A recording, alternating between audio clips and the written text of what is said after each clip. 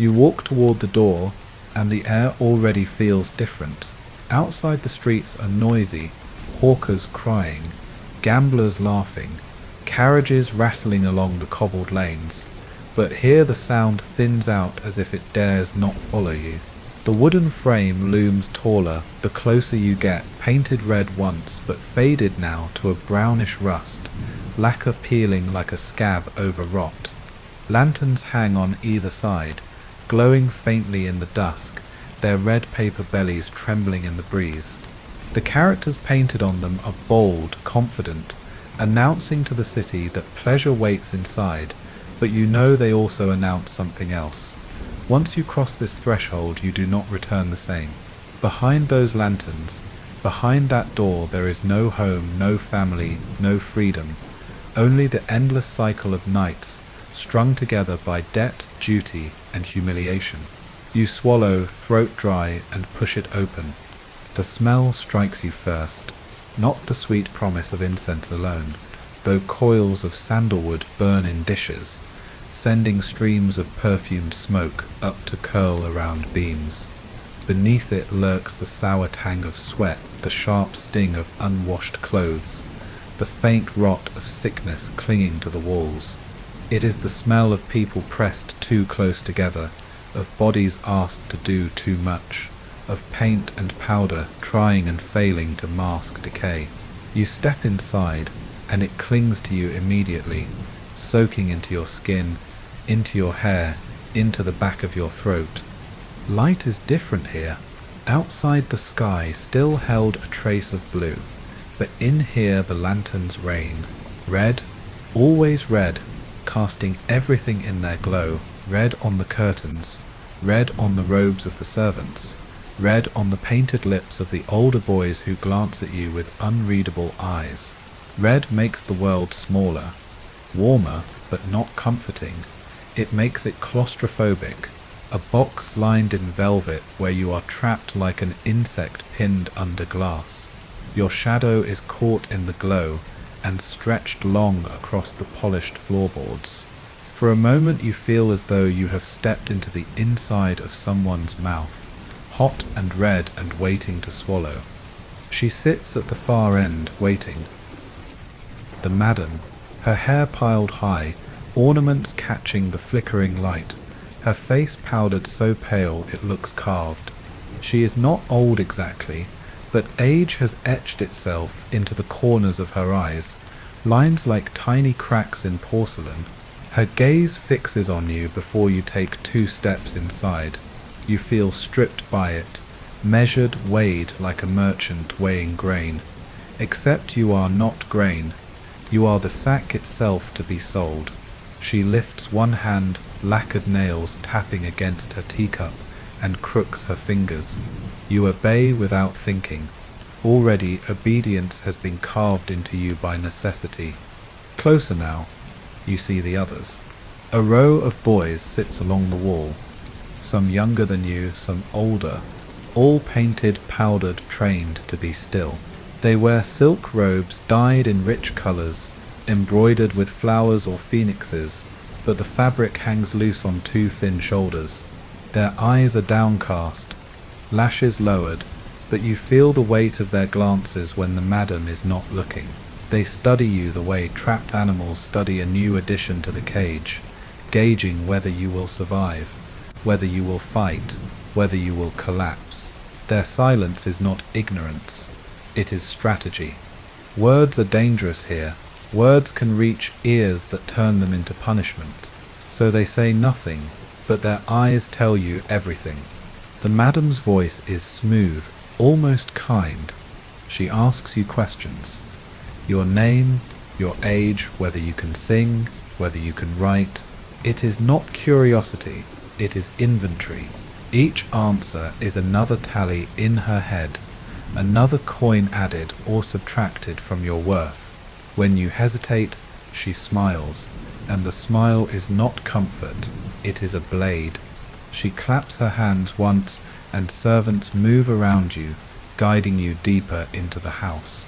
You stumble forward because there is no choice. The door behind you has already closed, and the city beyond might as well have dissolved into smoke.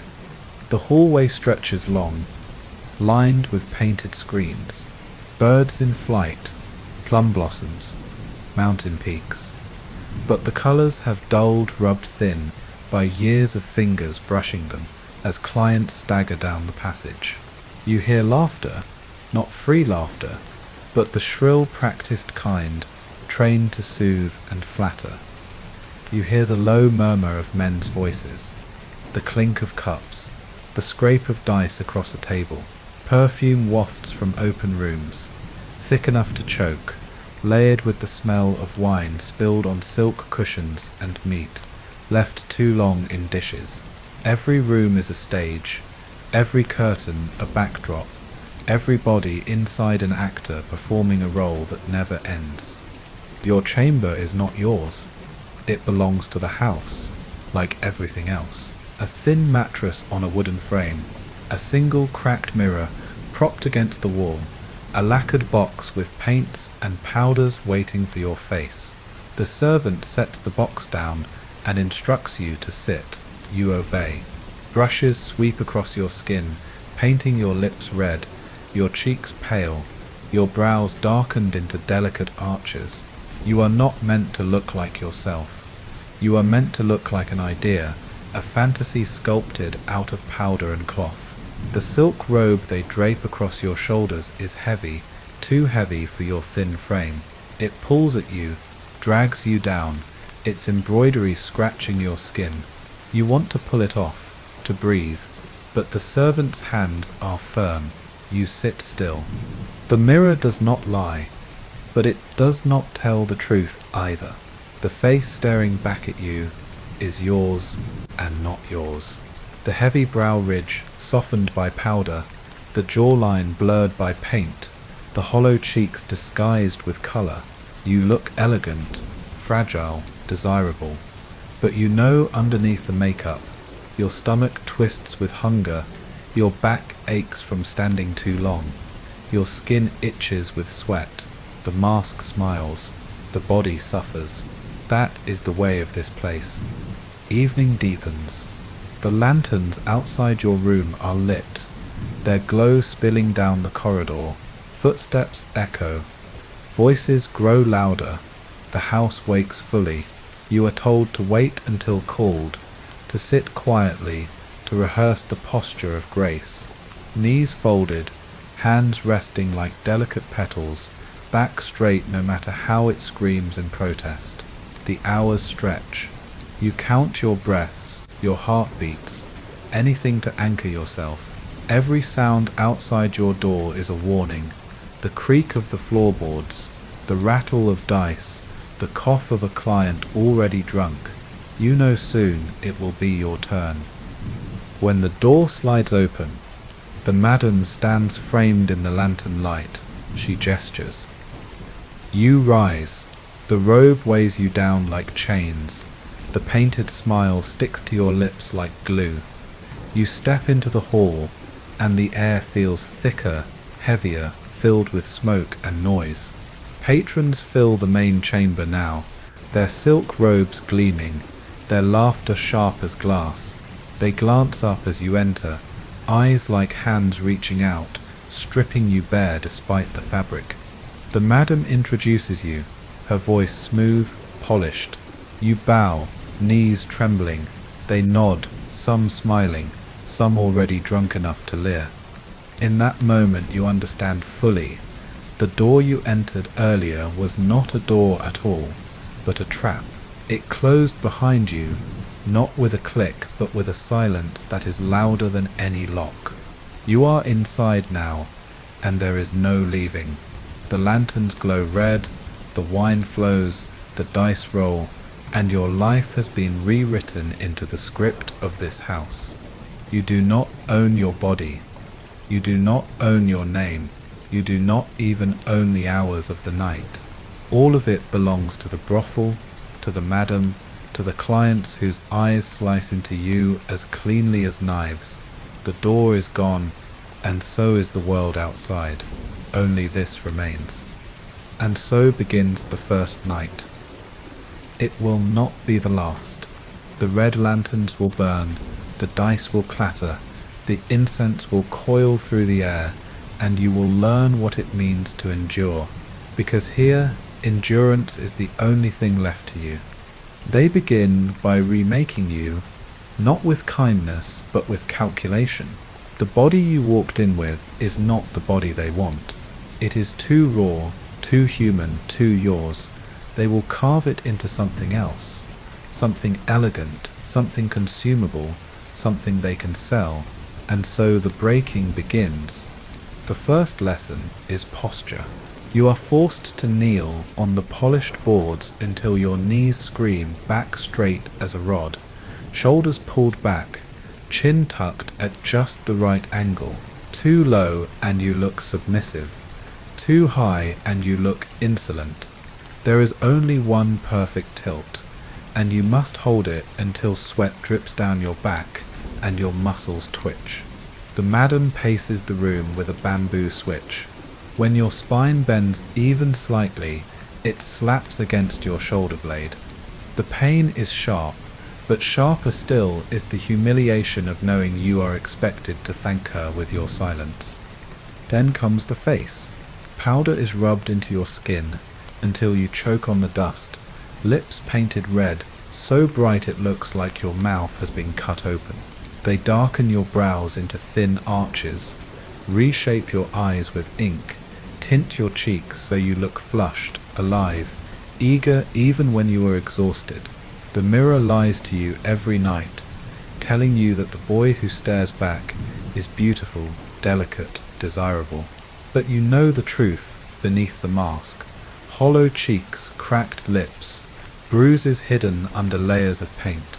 The beauty they demand is not natural. It is constructed, forced onto you until you believe it, until clients believe it. Your feet are forced into slippers that are too small, delicate things meant for gliding rather than walking. Each step bruises. Each toe presses painfully against the silk lining. You are told to move gracefully, as if pain does not exist, as if the shoes do not grind skin from flesh. You practice rising, kneeling, walking, bowing, over and over until your feet blister and bleed. You learn to hide the limp, to glide across the floor with a smile even when every step is agony. Grace is not grace at all. It is the art of disguising suffering. Food becomes another instrument of control. Meals are small, carefully rationed, enough to keep you standing, never enough to keep you strong. Hunger sharpens your face, hollows your cheeks, makes your eyes look larger in the lamplight. Beauty, the madam insists, is in fragility. A well-fed boy is not desirable. A hungry boy, painted to hide his pallor, is a flower men want to pluck. So you eat what you are given, thin rice gruel, scraps of vegetables, sometimes a sliver of fish, and you learn to live with the ache in your belly. Hunger becomes as constant as breath. The older boys watch you with quiet eyes. They do not warn you. They do not comfort you. They know what happens when a boy resists. They have seen what the switch can do, what nights locked in dark closets can do, what silence enforced by starvation can do. Instead, they demonstrate compliance, sitting straight back, smiling through their pain, reciting the lines the madam has drilled into them. You are expected to copy, to imitate, until you no longer know if the movements are theirs or yours. Sleep is no refuge. Nights are short, broken by footsteps in the hall, by the slam of a door, by the shuffle of a client demanding company. You lie awake staring at the cracked ceiling, listening to the muffled laughter, the coughs, the arguments through the thin walls. When sleep does come, it is shallow, haunted by the smell of incense and the sting of powder in your nose. You wake sore, eyes swollen, and the day begins again with paint and posture, with shoes that cut your feet, with lessons that bleed into punishments. The breaking of the body is not only physical, it seeps into the mind. You begin to measure yourself not in strength, but in weakness. How fragile can you appear? How delicate can you seem? You are praised when you look exhausted, but still smiling, when your hands tremble as you pour wine, yet do not spill a drop. When your voice catches in song, but carries on sweetly. Every sign of suffering, disguised as grace, is rewarded.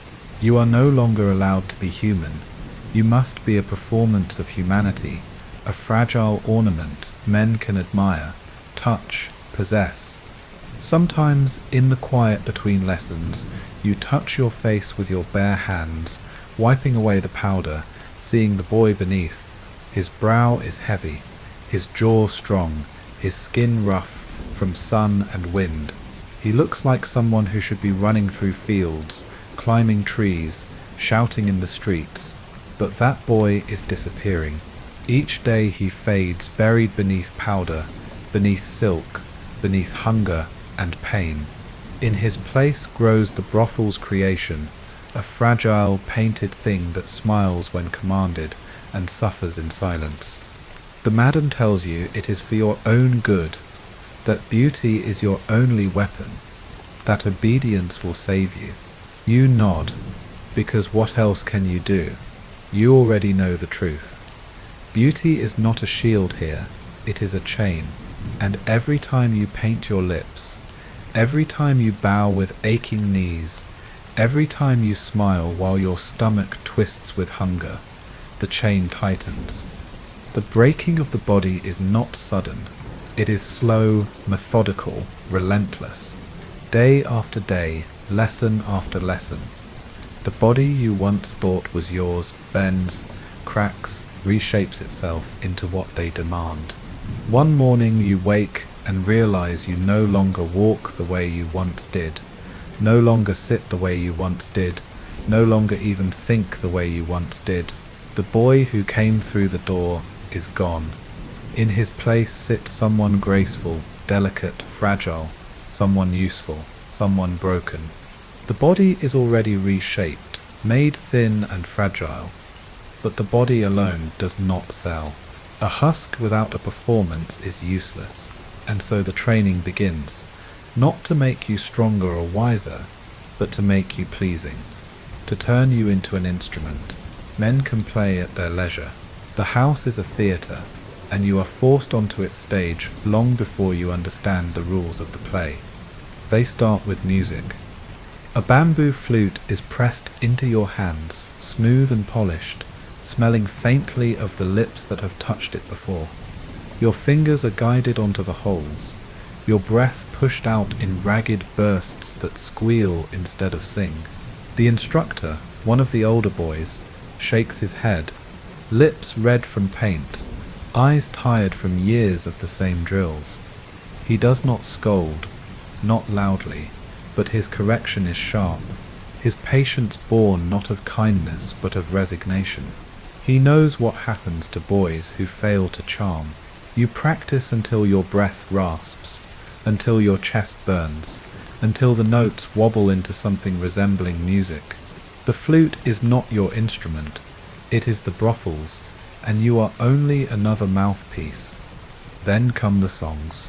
Verses written by scholars, poems copied and memorized, words heavy with longing, sorrow, beauty. They make you recite them until your tongue feels swollen, until the meanings blur into noise. You are told to recite them not as yourself, but as a fantasy. Each line must drip with sweetness, every syllable turned into a lure. You sing even when your throat aches from smoke, from powder, from endless repetition. The words are not yours. They are gifts you are forced to hand to men who already paid for them. Laughter is another lesson.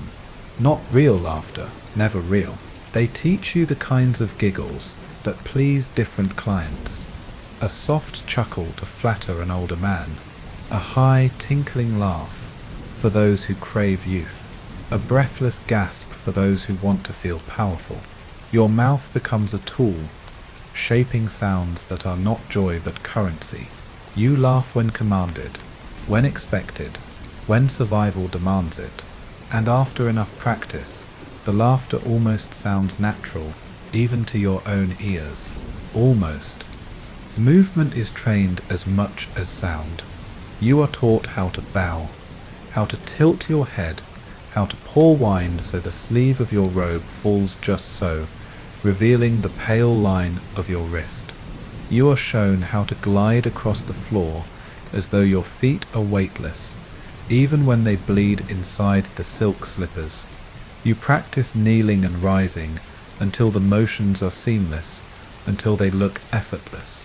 The effort is there, always there, in the pain in your legs, the trembling of your calves, the ache in your back, but effort must never be visible. Only grace, only elegance. Every detail is calculated. The way your eyes linger on a patron for a moment too long, the way your lips curve in a smile that promises more than it gives, the way your voice lowers when you pour wine as though sharing a secret only he deserves, none of it belongs to you. All of it is rehearsed, memorized, repeated until instinct replaces will. By the time the clients arrive, you are not yourself. You are a performance, a living mask. The older boys correct you constantly. Your bow was too stiff, your smile too wide, your laugh too loud. Each mistake earns you the bamboo switch, or worse, the madam's quiet scorn. Her silence weighs heavier than blows. When she frowns, you feel yourself shrink, desperate to win her approval. You learn that survival is not about pleasing yourself. It is about pleasing them. Her, the clients, the house. The lessons are endless. You rise before dawn to rehearse music, recite verses until your tongue stumbles, practice pouring tea until your hands stop shaking. Your body is molded into something soft, pliant, desirable. Your mind is stripped of resistance. You begin to measure your worth, not in who you are, but in how well you mimic what they want. And slowly, painfully, the performance becomes second nature. You smile without thinking. You bow without resisting. You laugh on cue even when your chest feels hollow. But in the quiet moments when you are alone, you feel the crack. You wipe the powder from your face and stare into the mirror. The boy who looks back is not you, not entirely. His brow is painted thinner, his cheeks redder, his lips brighter. But beneath the mask, you glimpse the exhaustion, the hunger, the fear. You remember the sound of your real laughter, how it once burst without practice, without command. It feels like a memory from another life. The training is not about teaching. It is about erasure. Piece by piece, the self you brought in through the brothel door is carved away. In its place is a role, a character, a perfect ornament that men can buy, touch, command. You are not allowed to be a boy. You are not even allowed to be human. You are a performance, endlessly rehearsed, endlessly repeated, until you forget where the act ends and where you begin. And when the clients finally arrive, you will not be ready, but you will perform anyway, because readiness is not required. Only obedience is. The house never truly sleeps, but it pretends to until the sun sets. When dusk deepens, the red lanterns are lit one by one, each a small glowing wound against the night, announcing to the street what waits inside. Incense is refreshed, its smoke coiling lazily toward the rafters, thick enough to make your eyes water. The dice cups are polished, the wine jars uncorked, the cushions beaten flat of dust. The air changes. The house begins to hum, not with music yet, but with anticipation, the electric silence of prey waiting for predators to arrive. You hear them before you see them. Heavy boots on wood, silk robes whispering as men adjust their sleeves, voices raised in greeting or argument. The door creaks open, and the night floods in. The first patrons arrive smelling of smoke and rice wine, of sweat and horse leather, of streets and markets, and everything you have been cut off from. They enter laughing, shouting, sometimes already drunk, faces red, eyes sharp. Some are merchants swollen with coin, some are officials bored with power, some are soldiers looking to drown memory in flesh and wine. They spill into the hall like a tide, and the house reshapes itself around them. You are placed where you can be seen, your body a display. The paint on your lips cracks when you smile, but the smile holds. You bow as you have been trained, fluid, graceful, fragile. They glance at you the way butchers glance at cuts of meat, assessing, imagining, deciding. Some nod, some laugh, some stare too long. Their eyes strip away your robe, your skin, your silence, until you feel naked even in your heavy silk. The madam watches from her place at the head of the room, her smile sharp, her gaze sharper. Every glance, every bow, every twitch of your hand is measured against her silent ledger. The games begin. Dice rattle, cards slap against tables, cups of wine clink and spill. Laughter rises, coarse and sharp, filling the air. Smoke from pipes curls thickly, mixing with incense until the room smells like heat itself. You pour wine for men who sneer and joke, your hand steady, even when the sleeve of your robe soaks in spilled liquor. They pinch your wrist, test your balance, demand you sing, demand you laugh, demand you be something different each moment. One wants you playful, another wants you silent, another wants you to shiver when he brushes your cheek. You are not a person, you are a mirror, reflecting back what they pay to see. And not all demands are harmless. Some hands linger too long, pressing into your waist, your shoulder, the curve of your neck. Some laughter turns cruel, mocking your painted face, your thin body, your every attempt at grace. They know you cannot object. Obedience is survival. So you bow deeper, pour more wine, laugh at jokes that tear at you like claws. When one man jerks your chin up roughly, demanding to see your eyes, you let him.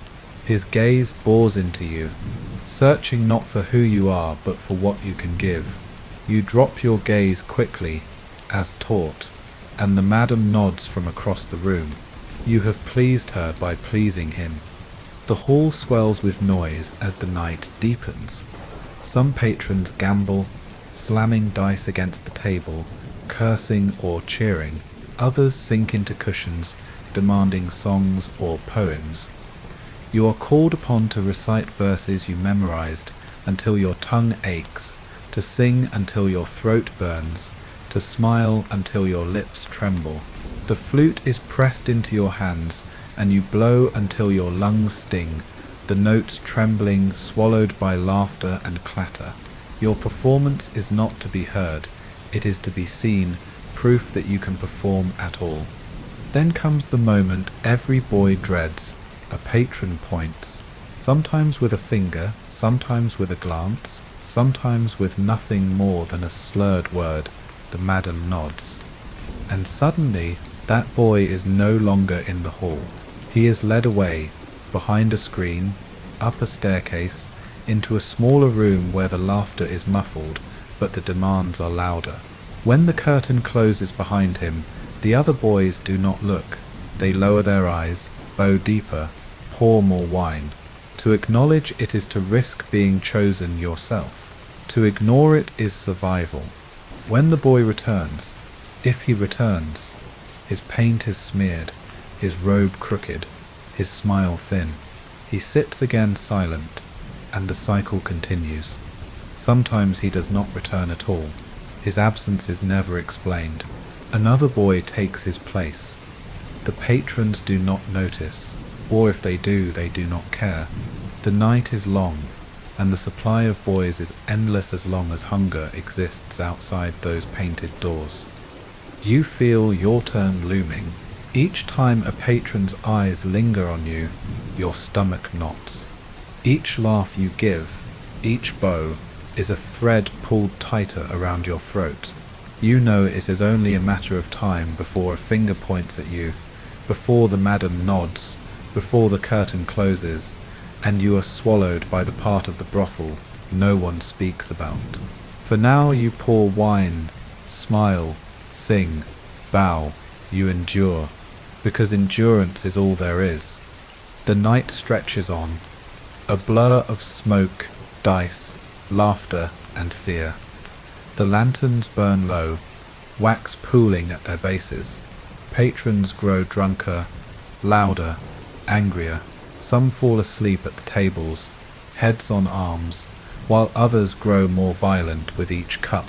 The madam's gaze flicks constantly, managing, controlling, calculating, profit against risk. For her, the night is numbers. For you, it is survival. When dawn finally threatens the horizon, the patrons stagger out into the street, their laughter echoing off the stone.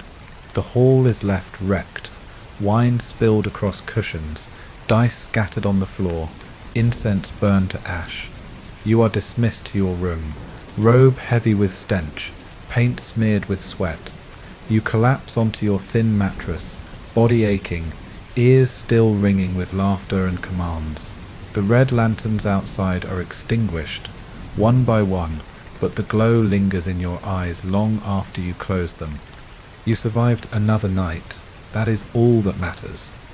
But you know the door will open again when the sun sets, and the patrons will return, and the cycle will repeat until there is nothing left of you but paint, powder, and the hollow smile they demand. Obedience becomes the air you breathe. You do not question it, because questioning costs more than you can pay. Every gesture, every word, every glance is measured against what is expected of you, and when you falter, you are corrected. The correction is never gentle. It is swift, quiet, and always effective. The lesson is repeated in 100 ways until you learn it in your bones. You must smile when you want to scream. You must laugh when your throat closes in dread. You must bow when your knees are already bleeding from the boards. Resistance is not punished loudly in the hall, where patrons can see. Resistance is handled later, behind doors, behind screens, where no customer's ear will hear the cries. The madam does not allow discord in her theatre. The audience must always believe in the play.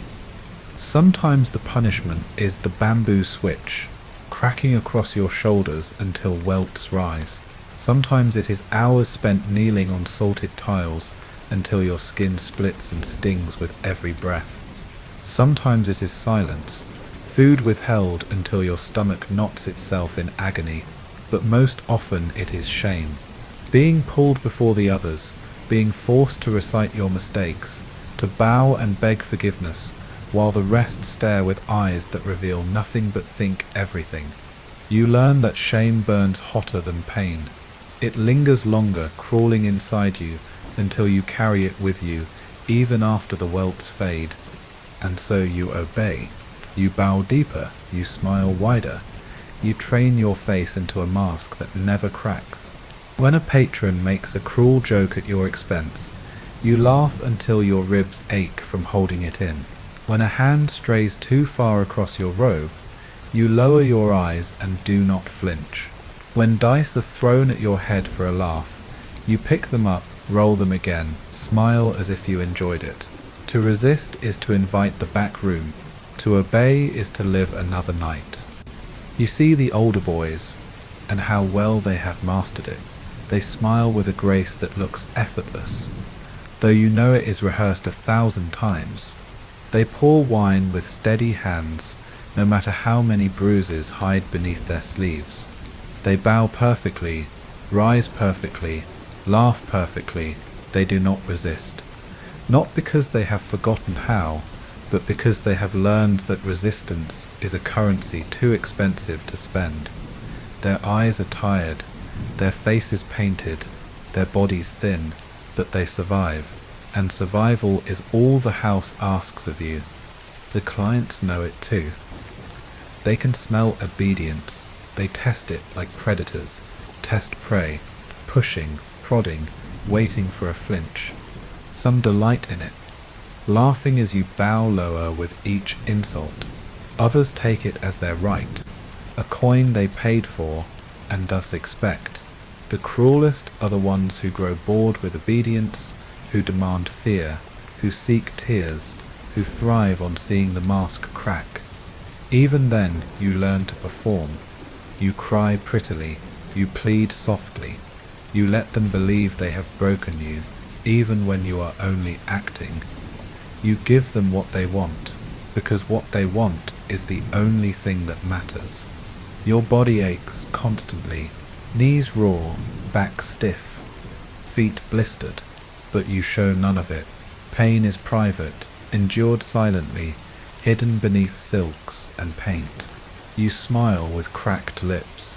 You laugh with bruised ribs. You sing with a throat that bleeds. Your obedience is the theatre, and the show must go on no matter what it costs you. Even the moments of rest are not your own. In your chamber, thin mattress beneath you, you are expected to sit gracefully, even when no one watches. The habit becomes permanent. Your body sculpted into positions that no longer feel like poses, but like shackles. You cannot sit without straightening your back. You cannot laugh without hearing the madam's voice, correcting the pitch. You cannot even breathe without checking if the sound is too loud, too rude, too human. Obedience has crawled inside you. It no longer feels like choice. It feels like marrow.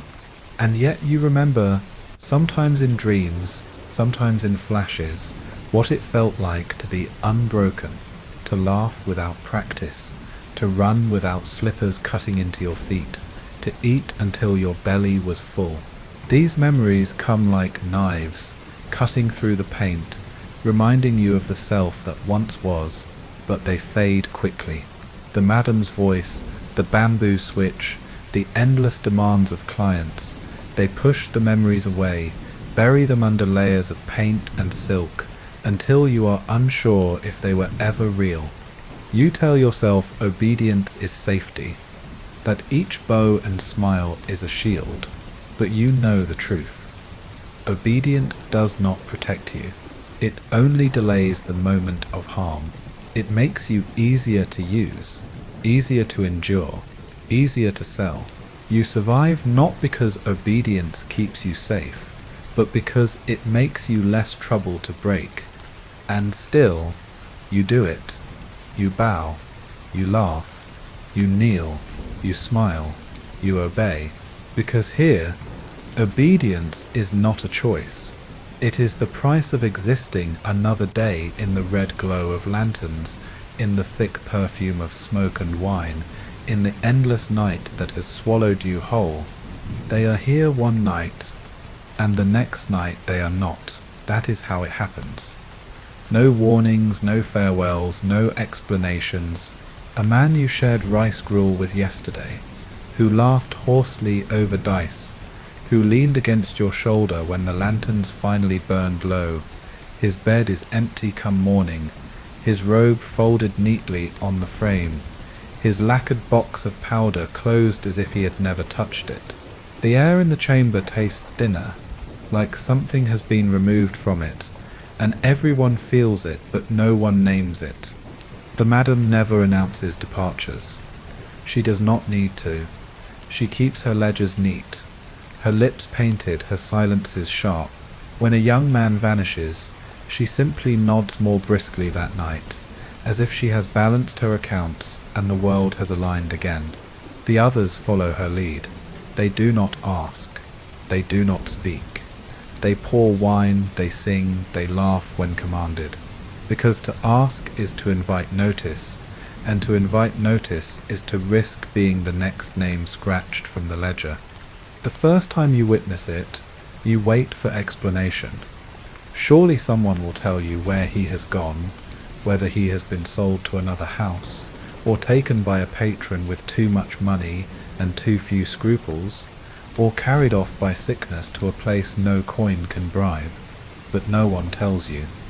The silence presses down heavier than any answer could. The others meet your eyes briefly, then look away.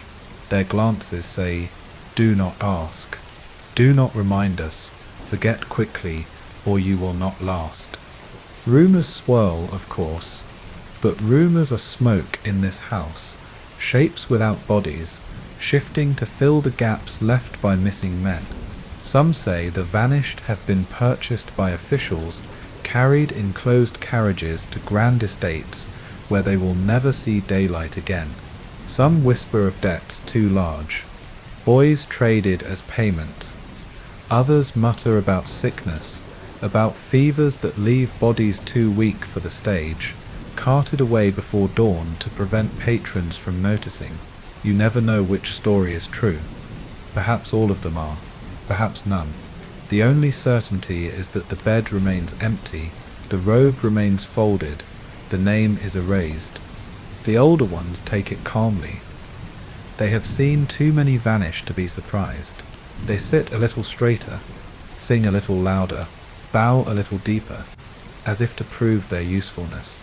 You notice how quickly they adjust, how efficiently they tighten the seams of performance, so no client sees the gap. They are practiced in silence. They understand survival. You envy their calm and fear it too. Calm means acceptance.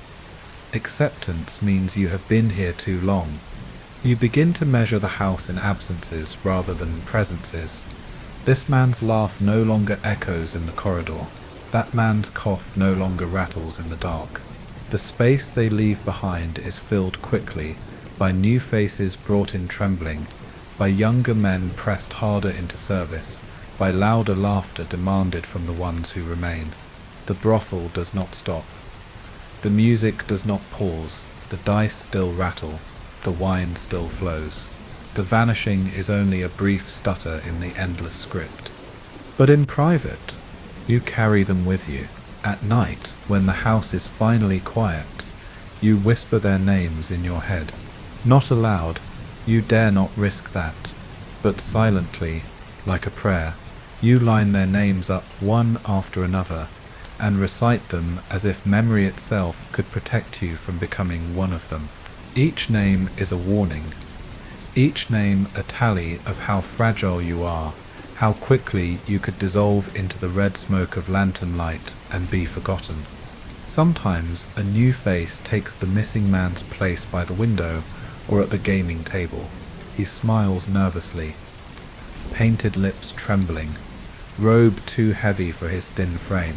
He does not yet know how to hide the fear in his eyes. You watch him and see the cycle repeating itself, as endless as the nights. One vanishes, another appears. The brothel is never empty. It replenishes itself the way the river replenishes its banks after flood, swallowing, discarding, carrying pieces of you away, until nothing is left. And you realize the cruelest truth in this house. Absence is not remarkable. It is expected. The vanishing is not an interruption. It is part of the rhythm, as natural to the brothel as incense smoke or painted lips.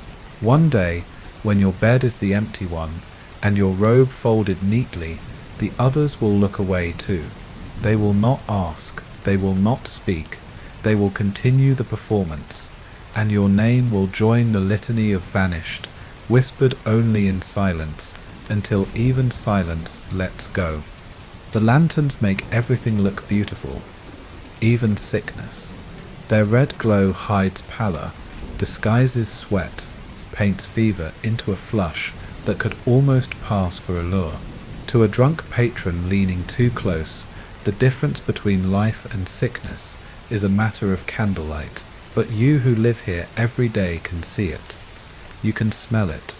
You can feel the way the air thickens with illness, the way coughs echo through the thin screens like drums of warning.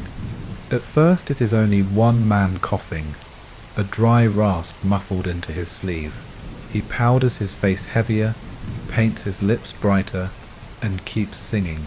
The madam nods at his effort, but her eyes already calculate the risk. How long can he still work? How much can be wrung from him before he collapses entirely? In this place, sickness is not a tragedy. It is a matter of arithmetic. The house is crowded. The air close, the nights long. Patrons come from the street, carrying whatever clings to them. Fevers from the river districts, chills from the mountain roads, pestilence from markets too full of bodies. You sit with them, pour their wine, sing their songs.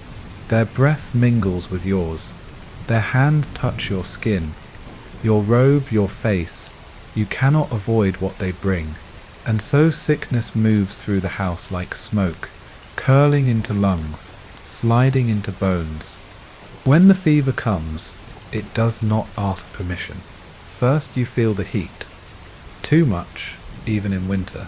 Then the ache, deep in your joints, as though you have been beaten without knowing it. The cough arrives last, sharp and wet, staining cloths red and brown. Some men work through it, smiling until blood paints the corner of their mouths, bowing until they collapse behind screens. The madam does not stop them. She cannot. Every night they work is another coin in the ledger. But sometimes the fever wins quickly. A bed that held laughter, and paint one evening holds silence by morning. Servants slipping quietly, carrying the body away before the lanterns are lit again. The robe is folded neatly, the mattress straightened, the box of powders closed. A new boy is put in the bed before the patrons notice. The performance must never falter. The house must always smile. You see it happening around you, and you wonder when it will come for you. You wake each morning and test your throat, listening for rasp. You watch your hands for tremors. You measure the color of your skin in the cracked mirror. The fear of sickness is as constant as hunger, as constant as the weight of the robe on your shoulders.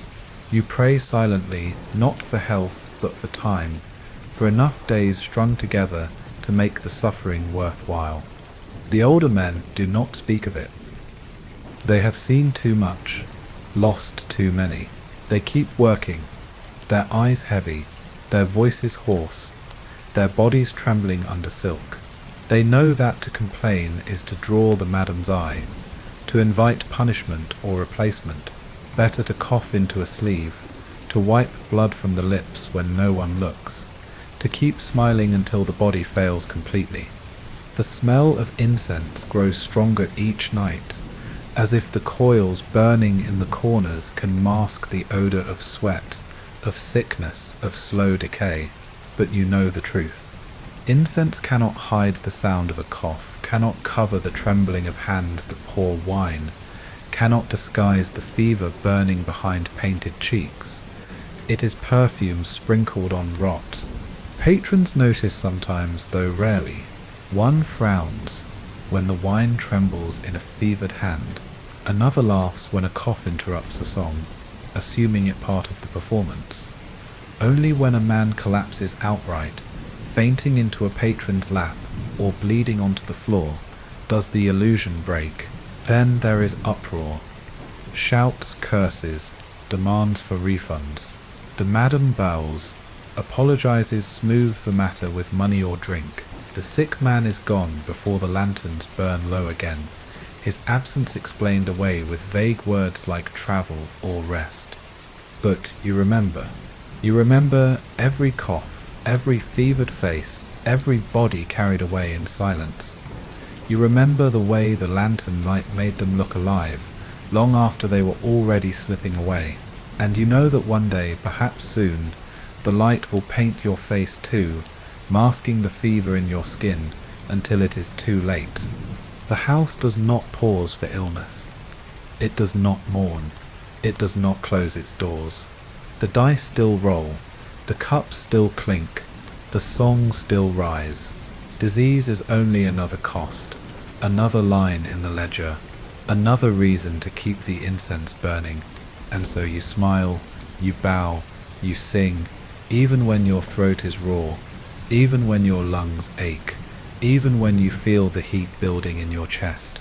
You smile because that is what is required. And in this house, requirement is stronger than health, stronger than fear, stronger than life itself. Debt is the chain that binds tighter than iron, the thread woven through every curtain, every robe, every coin exchanged in this house. You do not see it at first. You think perhaps that the hours you endure, the songs you sing, the smiles you sell will add up, that one day the weight of your work will tip the scales toward freedom.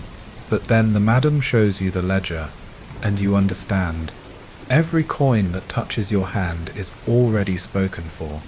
The robe you wear, stiff with embroidery and heavy on your thin shoulders, is written down as an expense. The food you eat, thin rice gruel, scraps of fish, wilted greens, is charged to your account. The powders and paints you smear across your face, the slippers that blister your feet, the reed mats you sleep on, even the lessons that taught you to bow and smile, all of them are tallied as debts owed to the house. The arithmetic is endless, meticulous, and always against you. You are told you arrived already owing. There was the cost of bringing you here, the fee paid to whoever delivered you, the clothes you were given your first night, even the air you breathed, it seems, has been itemized. You thought the brothel was a prison of silk and smoke, but you learn it is more than that. It is a prison of numbers, invisible bars inked neatly across pages. The madam never raises her voice. She does not need to. Her power is quieter, heavier. When you falter, she does not strike you with the bamboo switch. She opens the ledger. She shows you the columns of numbers that stretch like a canyon, wide and impossible to cross. She taps her nail against the paper and reminds you that every mistake costs you more. Another robe to replace the one stained with wine. Another lesson to correct your poor posture. Another doctor's visit if you collapse with fever. The ledger is always growing, never shrinking. Each page is a chain added to your ankle. Each coin another weight dragging you deeper. And yet the illusion of possibility remains. She tells you, smiling, that if you work hard, if you please the patrons, if you obey, then perhaps the debt will lessen. You cling to that hope in your darkest hours.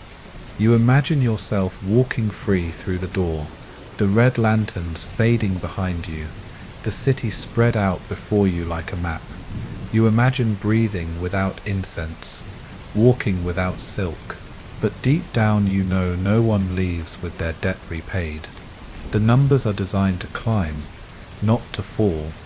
You have seen the older ones, men who have served the house for years, their hair streaked with grey, their bodies bent, their voices hoarse. Still they work, still they bow, still they paint their faces and sing. If debt could be paid, they would be free. Instead they remain, bound to the same ledger, the same chain. You realize then that freedom is not part of the bargain. The ledger is not a path out. It is a tool to keep you in. The patrons know nothing of this. To them you are silks and smiles, laughter and song. They drop coins into the madam's hand, as if feeding a fire, never wondering where the flames reach.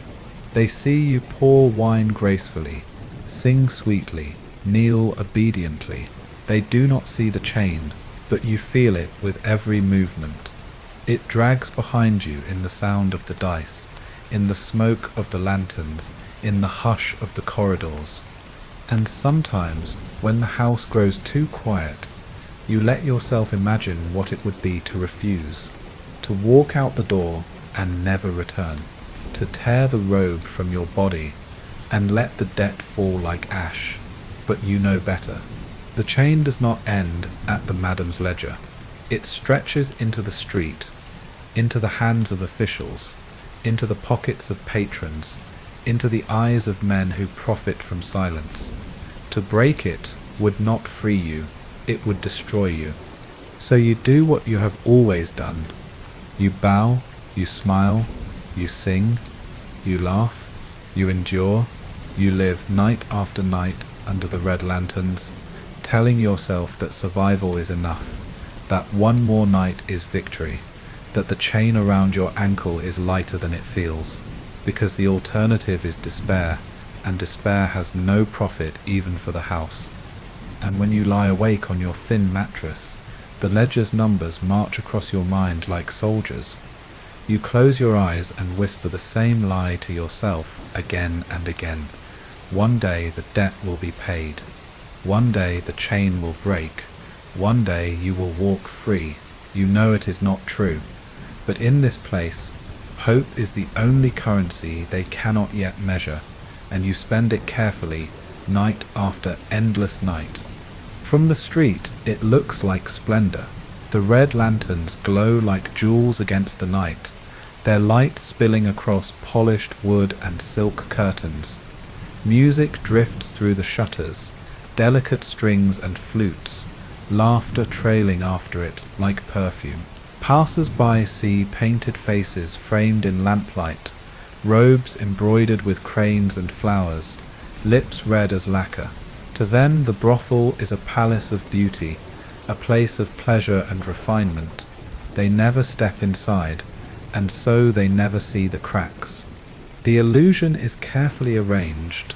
The entrance hall gleams with polished floors, the screens painted with mountains and rivers in strokes of gold and jade. The servants bow gracefully, their movements rehearsed to give an impression of ease. The patrons sit on cushions embroidered with thread that catches the light just so, drinking from porcelain cups, eating from lacquered dishes. On the stage, young men with powdered faces and practiced smiles sing songs of longing, recite verses of ancient poets, play instruments with trembling, graceful fingers. The scene is a painting, and paintings never show the stains beneath the canvas. But you live inside the painting, and you know the truth. The cushions smell of wine spilled long ago, and never fully scrubbed out. The curtains hide walls patched with rot, where plaster crumbles if you press too hard. The robes that shimmer in lamplight scratch against the skin, their seams stiff with dirt, their hems frayed where the embroidery has worn thin. Powder cracks on painted faces, revealing hollow cheeks, bruises disguised beneath layers of white. The illusion glows brightly enough for outsiders to believe, but you carry the reality in your aching knees, your blistered feet, your stomach twisted by hunger. The patrons believe in the splendor because they want to. They see only what they pay to see: elegance, refinement, beauty. They do not look too closely at the shaking hands that pour their wine, at the cough hidden behind a sleeve, at the way a robe sits awkwardly on a frame too thin. If they glimpse the suffering beneath the paint, they laugh it off as charm, as fragility, as part of the performance. Fragility is desirable, hunger is beautiful, pain is proof of devotion. The illusion holds because they prefer it to the truth. Sometimes you catch yourself believing in it too. The lantern light makes your own reflection in the mirror almost convincing, cheeks flushed, lips curved, eyes lowered just so. You look like the ornament they want you to be. You look like someone desirable, someone enviable. For a moment you forget the hunger in your belly, the sting of welts on your back, the ache in your legs. For a moment you almost believe you are living inside the splendor the outsiders imagine. But the moment fades, the mask slips, the truth returns. Behind the curtain, after the patrons leave, the house breathes differently. The laughter stops, the music dies, the paint is wiped away. The illusions collapse like a stage set dismantled after a play. You see the raw boards, the unlit lamps, the bodies slumped in exhaustion. You hear coughing that no flute could disguise, sobs stifled in pillows, the quiet scrape of a brush removing rouge from hollow cheeks. This is the brothel, as it truly is. not splendor, but survival. The madam knows the value of illusion. She feeds it with coins, with silks, with endless paint. She polishes the facade each day so that outsiders never question what lies beneath. She tells you that the illusion is what keeps the house alive, that without it the patrons would vanish, the coins would dry up, and the chain of debt would drag you all down together. You know she is right. Illusion is not luxury here. It is necessity. It is the only thing keeping the house from collapsing under its own rot. And so you perform the illusion with every breath. You bow gracefully even when your knees shake. You sing sweetly even when your throat bleeds. You smile radiantly even when your stomach growls loud enough to echo in your chest. You become part of the mask, painted into the picture until outsiders cannot tell where the silk ends and the suffering begins. The illusion demands your life, and you give it, because the alternative is too dangerous to name. Sometimes, on the street, you hear people speak of the house with envy. They say it is a place of luxury, a place of refinement, a place where beauty itself resides. They see the lanterns, the silk, the painted faces, and they sigh with longing. You want to laugh, but your laughter would not sound like theirs. It would sound hollow, brittle, broken. They will never know that the splendor they admire is not splendor at all, but a mask sewn tightly enough to choke. You live inside the illusion until even your dreams are painted red with lantern light.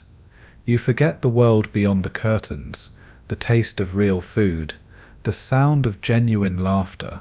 The brothel remakes memory itself, cloaking it in silk and smoke until you cannot tell what was ever real. Splendor, misery, illusion, truth. They blur together until you can no longer separate them. The illusion wins, not because it is convincing, but because it is all that remains. Night comes and it does not end. It is not measured by clocks or calendars, but by the endless repetition of smoke, wine, dice, and performance. One night bleeds into the next, until time itself feels like another trick of the lanterns, a glow that hides how much of your life has already been consumed. The lanterns are lit, their red bellies glowing against the black sky. They mark the beginning, but there is no true beginning, because the night never really ended. You wash, you paint your face, you pull the robe across your shoulders, you bow, you smile, you pour wine. You sing with a throat that aches, laugh with a voice that trembles, bow until your knees burn. Patrons arrive, and you perform. Patrons leave, and you collapse. The cycle turns again. Your body grows thinner, weaker, hunger gnaws constantly. Fever lingers in your chest, bruises bloom beneath your robe. Still you are expected to shine. Powder conceals the pallor, rouge disguises the hollow cheeks, silk covers the bones pressing against your skin. Pain is not an excuse. Exhaustion is not an excuse. The show must go on, because the house must go on, and you are only one cog in its endless machine. You measure nights by absences. This man no longer sings beside you. That man's cough no longer rattles through the corridor. They vanish quietly, folded into the silence of the ledger, their places filled by new faces too fresh to know fear yet. You whisper their names when you lie awake, clinging to them like charms against your own disappearance. You know that one day your name will join them. You hope someone will remember long enough to whisper it too. Dawn comes, but dawn is no deliverance. The patrons stagger out into the street, lanterns extinguished one by one, the house collapsing into shadows. You are sent to your chamber, where you lie on your thin mattress, eyes burning from smoke, throat raw from song. Your robe reeks of wine and sweat. Your body aches, but rest is shallow and brief. You wake again to the same cycle, the same red glow, the same endless night. Even the daylight feels false, filtered through curtains, dulled by incense, drowned by exhaustion. Sometimes you dream of escape. You imagine walking through the door into the cool air of the city, lanterns shrinking behind you, the sky wide and blue above. You imagine running, hiding, starting again somewhere no one knows your name. But the dream fades as soon as you wake. The chain of debt drags you back. The memory of punishment warns you. The knowledge of vanishing men whispers in your ear. The door is a wall painted to look like a door, and you are not meant to pass through it. So you endure, you smile, you bow, you sing, you laugh, you endure hunger, illness, fear, silence. You endure the endless red nights, strung together like beads on a thread, each identical, each swallowing the one before it. You endure because that is what the house requires. You endure because you are not given a choice. And as the years pass, endurance becomes your only identity. You are not your name. You are not your face beneath the paint. You are not the boy who once entered through the door. You are endurance itself, bent beneath the red glow, ground down into obedience, hollowed into silence. The night without end is not outside you. It is inside you now, burning as bright as the lanterns, endless as the dice rolling across the tables, eternal as the smoke that coils through every breath you take. And one day, when you finally vanish too, the house will not pause. The lanterns will still burn. The patrons will still drink. The dice will still rattle. Another painted smile will sit where you once sat. Another name will be added. Another name erased. The night will continue, because the night here has no end.